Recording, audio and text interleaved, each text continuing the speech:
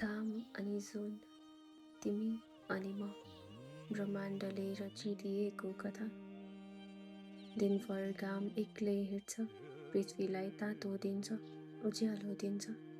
रातभर जुन एक्लै टल्किन्छ, आफ्नै उज्यालो बोकेर। आआफ्नो समय, आआफ्नो दूरी, तर मनको यात्रा एउटै। एक्लोपन बोकेर हिँडेका घाम र जुनसँग शान्त गम्भीर प्रतीक्षा लुकेको हुन्छ। साँझ पर्छ, निलो आकाश बिस्तारै परिवर्तन हुन्छ। घाम आफ्नो उज्यालो समेट्दै पहेँलो केसरी रङमा बिलाउँछ। क्षितिजको त्यही रङमा जुन उदाउँछ। लाग्छ जुन उसलाई अँगाल्न पर्खिरहेछ। घाम उसकै अँगालोमा हराउन खोजिरहेछ। घामले आफ्नो सम्पूर्ण अस्तित्व जुनलाई सुम्पिन्छ।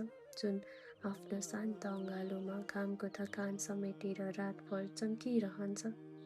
त्यो मिलन कसैले देख्दैन, तर आकाश रङ्गिन्छ, क्षितिज मस्किन्छ र ब्रह्माण्ड मौन भएर त्यो प्रेमको साक्षी बन्छ।